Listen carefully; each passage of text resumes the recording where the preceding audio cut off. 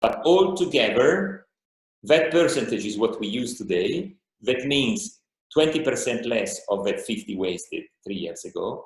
And we keep running. There are investments. Thanks God, our CEO decided to invest in it. And I think it's a very, very good idea for everybody. I'm sure that one day, a big part of our souls will just come from the waste, and we can make as beautiful product as a new one out of it. So, Alessandro, you mentioned quality, so I'm going to ask you about quality. Is it a challenge? So, did you find a challenge actually in extending the life of a fabric, extending the life of a garment in quality? I make it very simple. It depends from the original source. If you buy, I make an example, a bit technical, a 15 micron wool from New Zealand, with the length of the fiber long enough to have a second cycle, the new material will be still very qualitative. If you buy a very short fiber, once you go to the second life of the fiber, of course the quality will go down more. So far, we are able to have the circle made 3 times.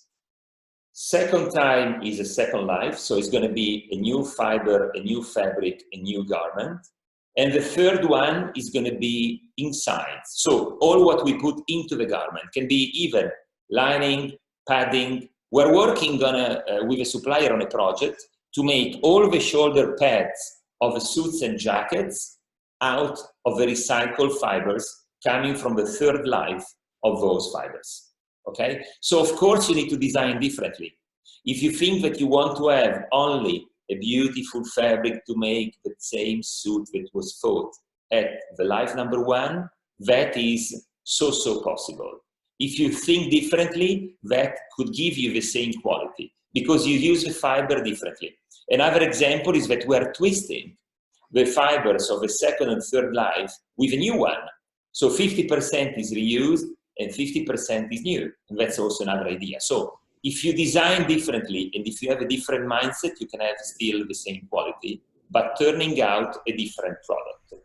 Normally, just to give you an idea, the original fibers are more supple, more soft, and the second life is presenting fibers which are a bit more tight, compact, looking like, for the one of you that knows mohair, like the English mohair, like those fabrics a bit drier, like the coat of our grandfather, but they are still very beautiful.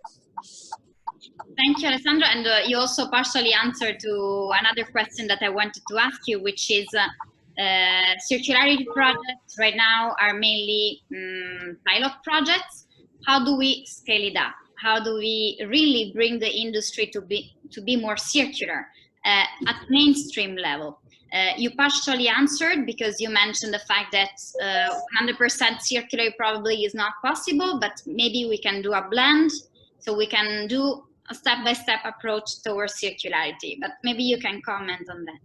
So I start from a different point and then I go to your question in a second. So prices of those fabric that I'm telling you, let's say the second life of a fabric, those prices today are about between 15 and 20% higher than the original price.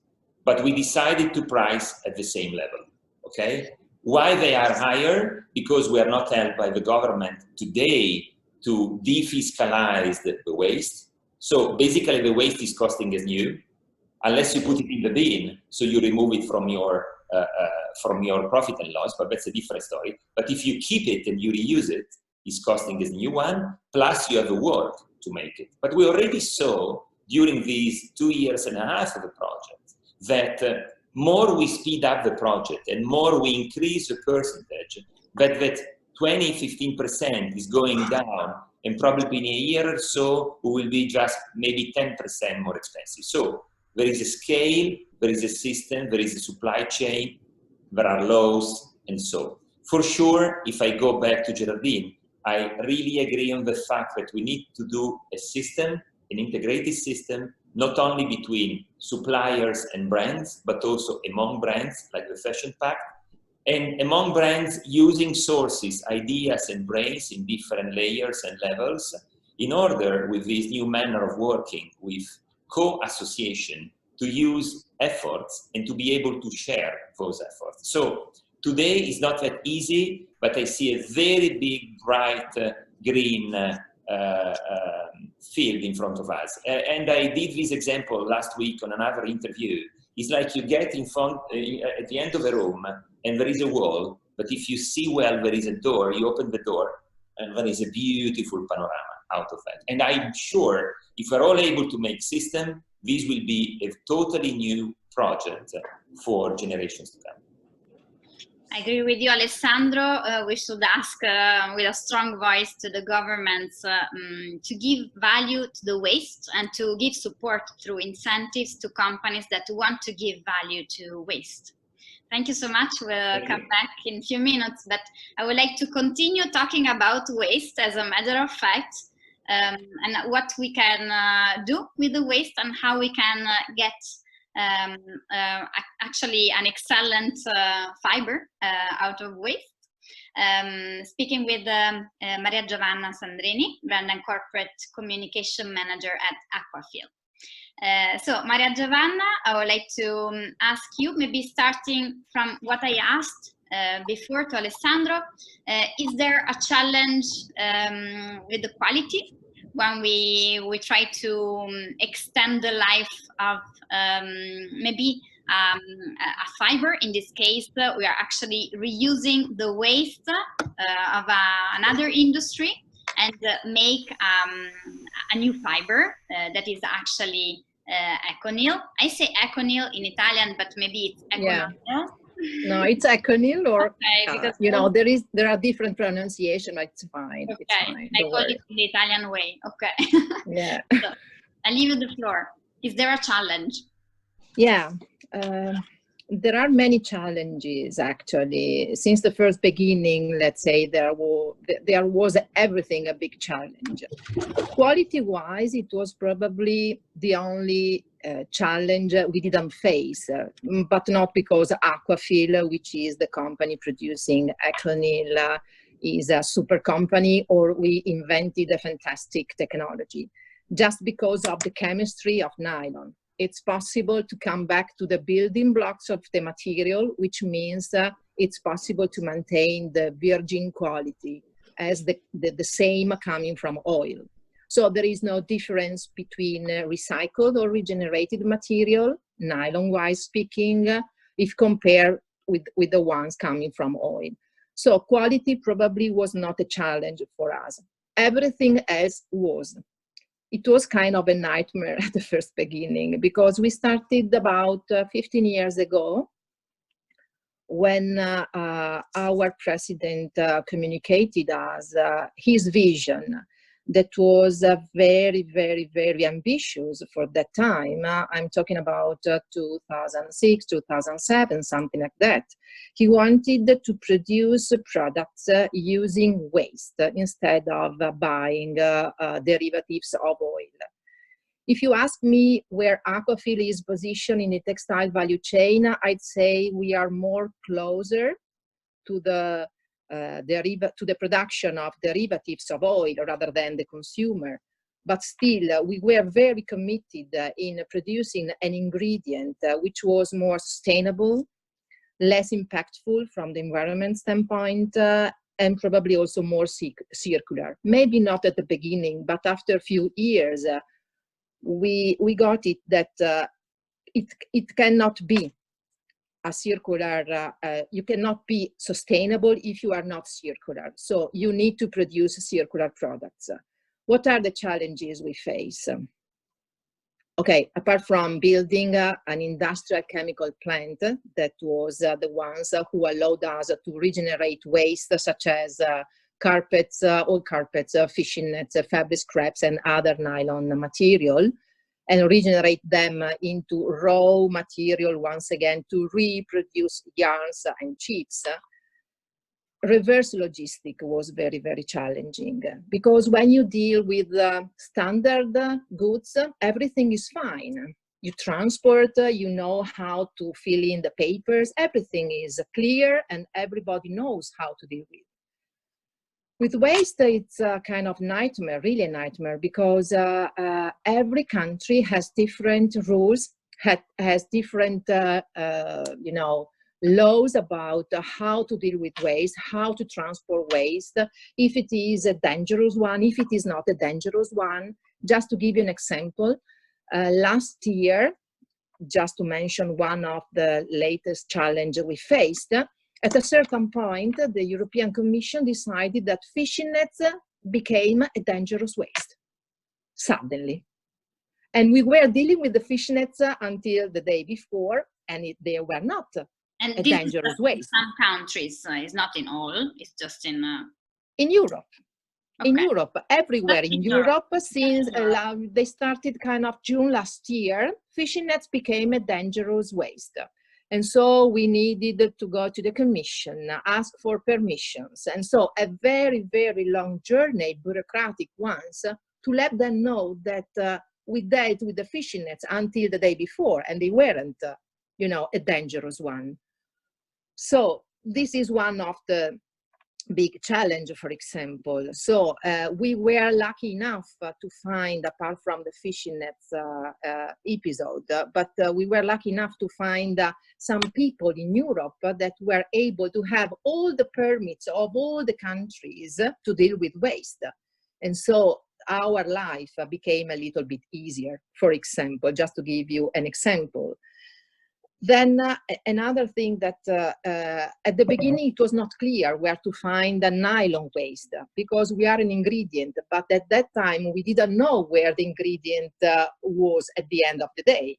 So we discovered fishing nets, but also carpets, because we produce yarn for carpets, fabrics, but also here, and I reconnect with the concept that Alessandro explained very well. It's important to design with a different mindset, or with the end in mind, because at the moment we are dealing with products, blended materials that are not possible to be regenerated because they are not mono material, for example. So what about the piece of garments that we are wearing, also the technical one, I mean the jackets or the swimwear? Let's think that the swimwear contain elastomeric fibers, lycra.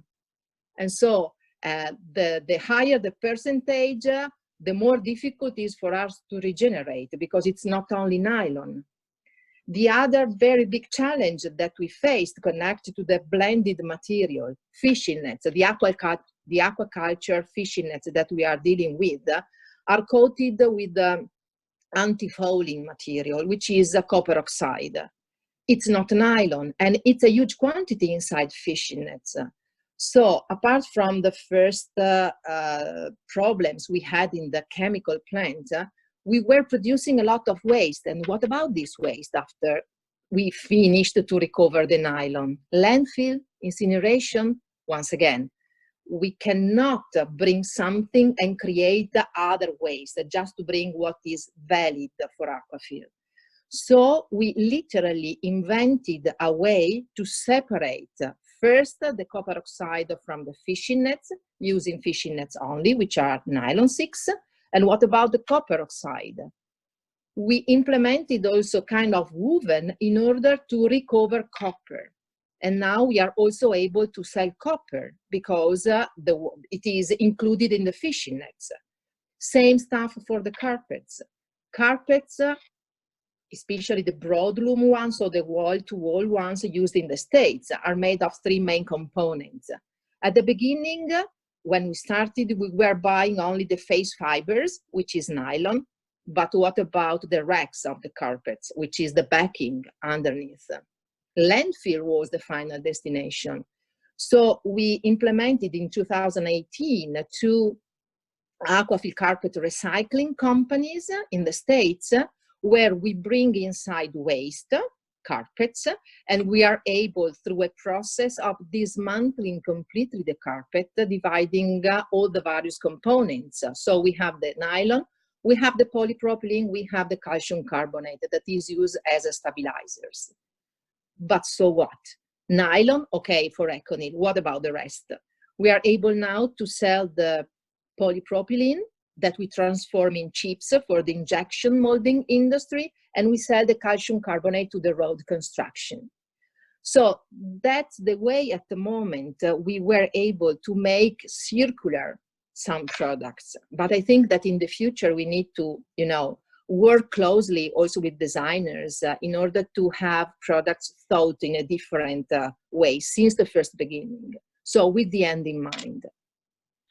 Thank you, Maria Giovanna. And talking about the future, as a matter of fact, do you have in mind some particular innovation, some responsible innovation projects? Maybe you're also scratching, you know, building from scratch some new projects. So would you like to share with us some ideas that you have in mind? We are working widely with a lot of our customers in order to build the products of the future, because it's only with the cooperation between the supply chain that you can, you know, innovate and you can do better for the future. We are also trying for different kind of products. I mean, always nylon 6, but from different sources in order to complete also our range of material to do nylon, to produce nylon. But I think that cooperation is key in our sectors in order to make sure to have products built in a different way. We also cooperate very much with schools. Last year we had an experiment with Aachen University in Germany, where some designers, young designers, a class of 8 designers came and visited us in order to understand what ECONYL was, how it was produced. And from there on, they developed different projects and proposed to the professors different options of final products thought with the end in mind. So I think this is the way to go. So we also need grassroots innovation involving our students. Okay, we'll do that. Well noted. Thank you so much. And I would like to ask Simone once again. This is a very challenging question, Simone, be ready. Because I'm going to ask you now, on your point of view, which do you think are the actors that are actually driving the industry forward? Is it the upstream? Is it the downstream? Is it the ingredients? Is it the brands? Which are the actors that, on your point of view, are going to drive the industry forward? It's a hard question. So if you want, because here we have ingredients and brands, so you can avoid answering by sharing your thoughts. Yes, indeed, it's not an easy one. I would say that I'm trying to reconnect with what we said before. And if we really want to drive the industry in the good direction in terms of sustainability, is key to focus on the priorities. I mean, it's key to identify the hotspot and then work on them. Otherwise, no one can invest resource, money, time on something which is at the end just the details.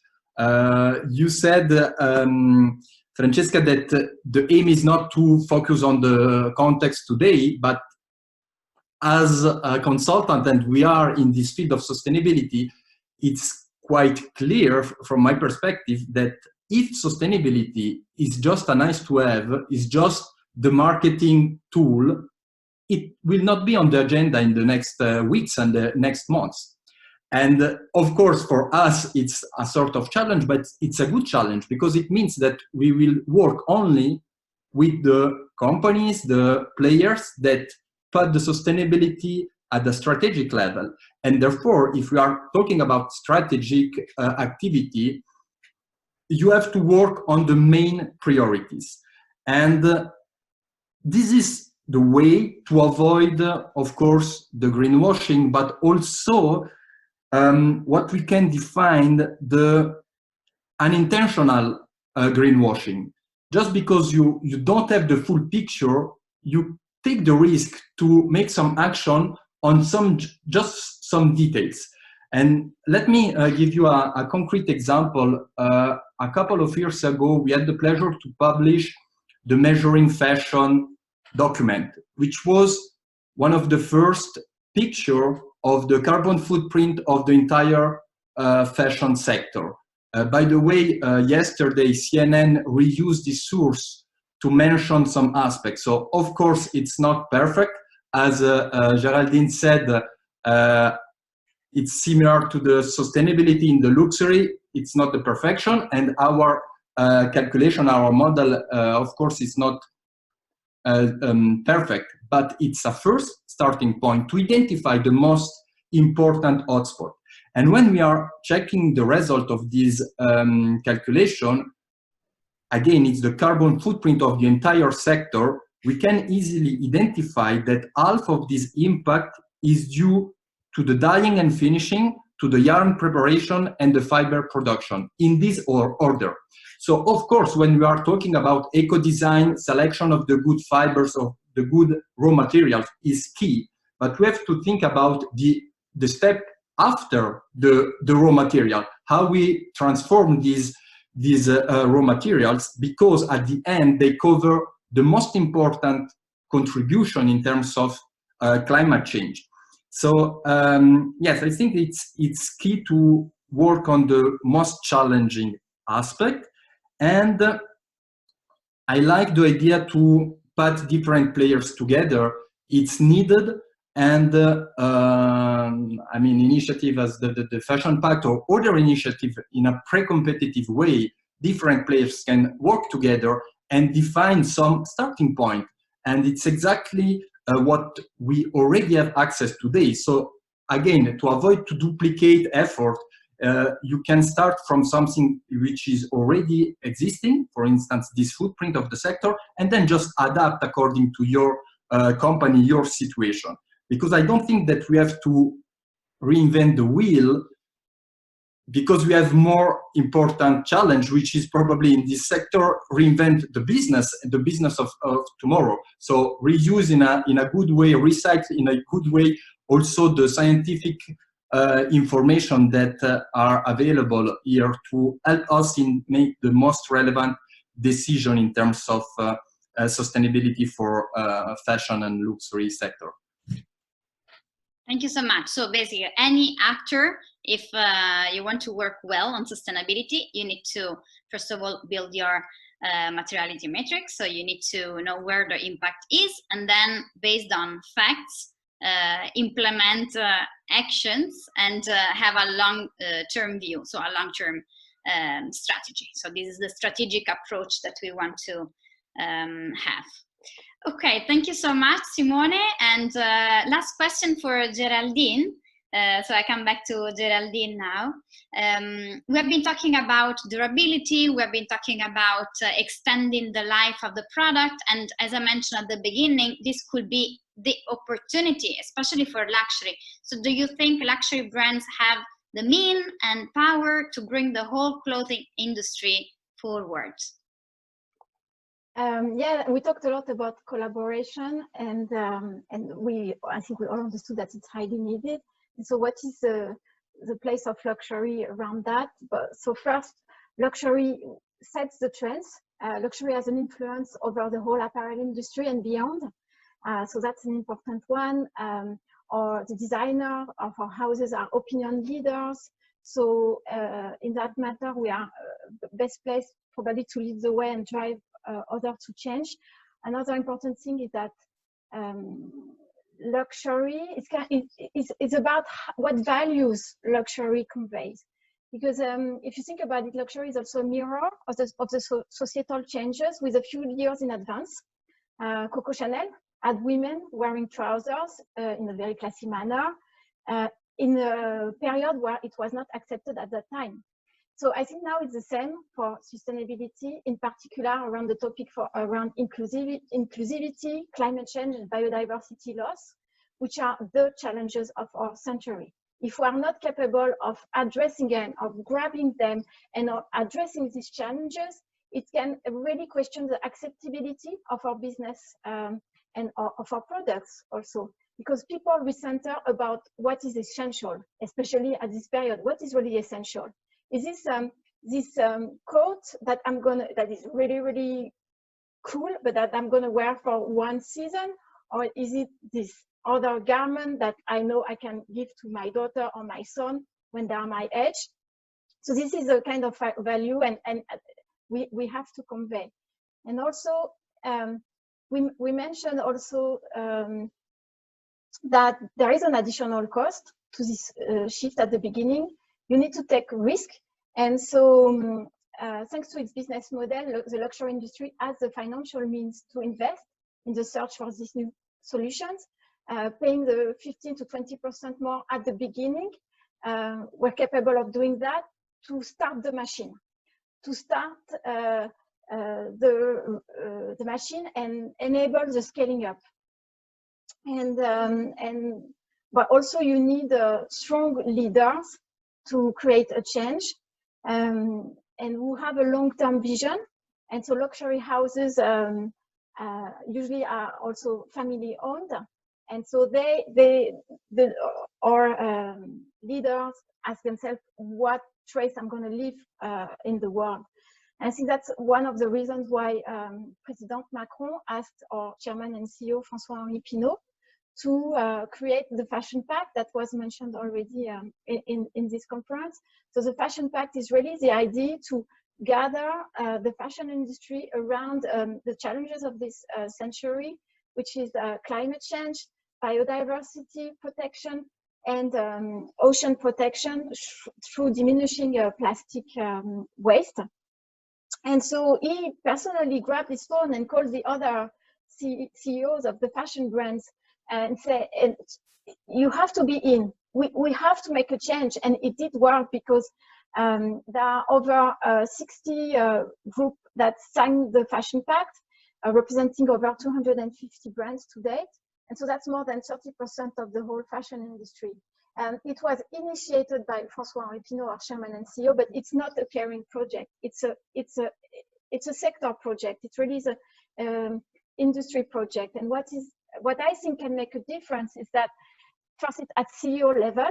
So really it's to embed it in the strategy of the brands.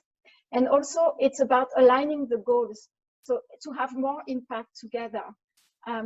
So again, I mean, it's the beginning, so it's going to be a long journey, but we have also to act quickly, because we all know that there is a question of urgency also in making a change of a paradigm shift, really.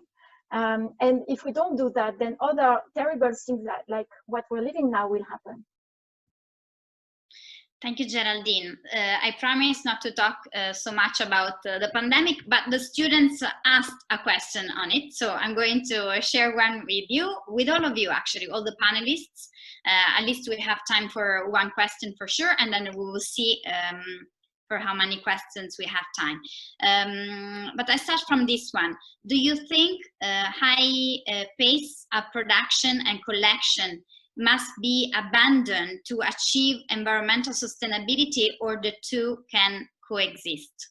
So we've been talking so much in these last days about the fact that you know, the timing of the industry probably is not that sustainable. It is not sustainable at the moment because we have collections that are going to reach the consumers. If everything goes well in Italy, it would be on May 18th, but it's going to be quite slow. This process is going to be quite slow. So we're going to have a lot of unsold stocks probably at the end of season. So how do we deal with the timing? And this is something that I would like to ask all of you. So you decide who's going first. Can I start? Because I think it's a very relevant question. Yeah. I think indeed this period is questioning the pace of fashion. To put value in a product, you need to put creativity at the center, and creativity does not come in a certain timing. You need to leave enough time for the creativity. Also, as Maria mentioned, coming up with the solutions also takes time. What we think with our brands is that if you order at the last minute, if you want everything very quickly, there is no way you're going to be sustainable, and you're going to drive some serious impacts. Should it be around transport and things like that? So I think what is going on really questions the pace of fashion. Some brands have already mentioned that they will not present during the fashion weeks, which is understandable because we don't know when all this will restart, but also to leave more space to creativity, which is the most important. Thank you so much, Géraldine. And is there anyone else? Maria, Alessandro, Simone, would you like to make a comment? Can you hear me? Alessandro, yes. I want to give you, first of all, an example of what is happening in China already, where most of the stores are opened. We're all open in China. We're not everywhere open in Greater China, but let's say we already have an interesting picture. What we can see, if I can reduce down to few words, is less but better. So customers are buying better products, more personalized products. They're going for more, I would say, one-to-one service and less quantity. So I think that the future of the industry will be linked to these. And even if we will have probably 6 to 12 months of transition, in the future, we for sure see something which is more dedicated to the customer, where we, on top of creativity, I agree, and this, of course, my business, I agree with Géraldine, but also we'd also put the craft, creativity and craft. They are going together. We need to be able to give value to the people that are doing the things, now designing, producing, making, and so on. And this format will go to the final customer very soon. So yes, less collection, more dedicated to the real moment, less amount of pieces, but more one-to-one service, more special project, more dedicated project, also more limited pieces, and so on and so on and so on. Another interesting thing that we notice, and is working very well, is the change of service when we start going to the customer's house. So instead of hosting them in the store, we have sales associates that are more stylist than just selling, and they try to give a different service to the final guy, which is not only selling, but which is more telling. So I would do this, I suggest you that, and so on. So yes, I for sure see something which is different than before, and we see something which is more dedicated to each single individual person. Thank you so much, Alessandro. Let's see if we have other comments coming from Maria Giovanna or Simone. If not, I have another question, but maybe Maria Giovanna, did you open the microphone? Yes, because I just wanted to be a little bit provocative, because for brands such as the Kering group, so all the brands belonging to Kering and to Ermenegildo Zegna, who are positioned in the luxury sector. And so I do believe that is going to happen what they have described. But my provocative comment is about the fast fashion, because we also have this part of the fashion which is very, very huge actually. I do hope they will do something in the same way. I mean, to find a way to produce in a more sustainable way, not only a small part of their collections, but still to rethink how to provide to the markets their own products without implementing every year 56 or 54 collections per year or pre-collections per year, which are actually the number of the collection which are more than the weeks in a year. So this is the other provocative comment in this field, because brands, I repeat, as Kering and as Ermenegildo Zegna, they are really committed, and they, for sure, they will. It will happen what they have mentioned. My only not concern, but I was wondering what will happen with the fast fashion big brands, big names. It is a challenge, as a matter of fact, and I think we will continue discussing about this also in the next days with the events that have been organized basically for the whole week. There will be also the country coordinator of Fashion Revolution, Marina Spadafara, so we'll be discussing quite a lot about this topic. So thank you for raising it up. And even if it's 7 o'clock, I'm going to ask one last question coming from the students, which is quite provocative as a matter of fact, and is the following.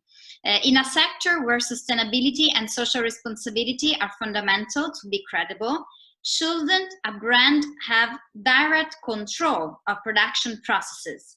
Isn't the very long multi-tier supply chain model obsolete?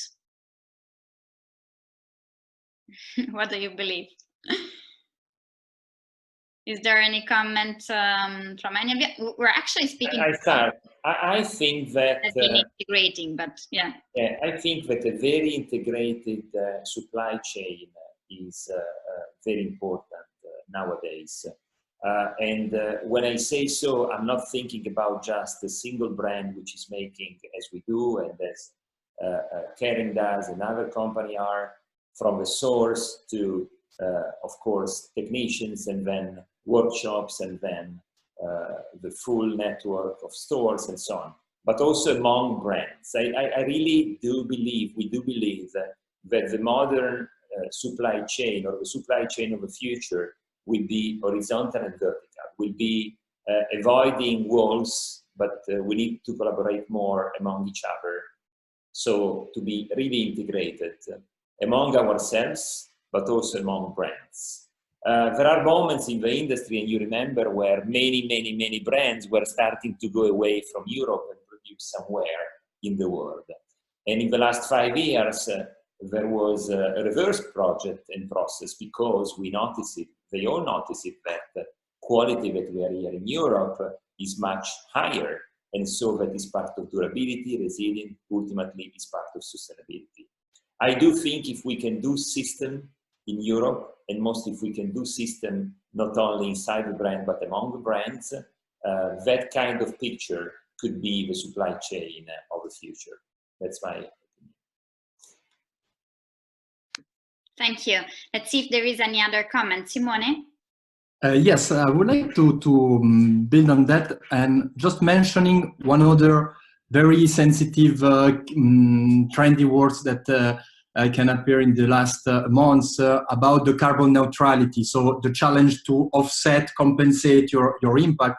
And also in that, there is a trend to focus on your value chain. So you can pay and offset your impact with an external project, but now, and especially in the agriculture activities, you can see an interest, a value to focus this kind of offsetting project in your value chain, in setting or at least something related to your core business, in order to minimize the risk to these big and challenging initiatives. So somehow I see the link with this kind of integration of your supplier and your supply chain, also in terms of carbon neutrality, that we know it's another challenging topic. Perfect. All right. So is there any other comment on this? All right. So I really need to thank you very much for this nice time spent together. I hope you enjoyed it as well. I also hope the participants enjoyed. We try to keep it brief, and we will try to do the same also tomorrow. Actually, we're going to meet again, and also the 7th and the 8th. So yeah, basically, I would like to leave the floor once again to Raphael to thank all of you once again. Thanks from my side. I leave the floor to Raphael to invite all of you and also the students to the next events. Thank you so much. Thank you, Francesca. And for you, yes, sorry we don't have time to answer all of your questions, but I send you right now in the chat to We cannot hear you, Rafael. I think you closed the microphone. Okay. Yeah, is it better? Now we can. So I just sent you the link to our webpage where you can find more information regarding sustainability, regarding our events. We're also going to have more events coming up. The next one is in tomorrow, the same date, same hour, sorry. So thank you again for joining us today. Thank you to our amazing speakers and Francesca for this discussion. Thanks to my team for helping me. And I hope to virtually all see you tomorrow, same hour for the number 2 of our series, Fashion, How Do We Do Better? Thank you and have a lovely evening. Thank you very much. Thank you. Ciao. Bye. Bye. Ciao. Everyone. Ciao, ciao. Bye. Bye. Ciao. Bye. Thank you.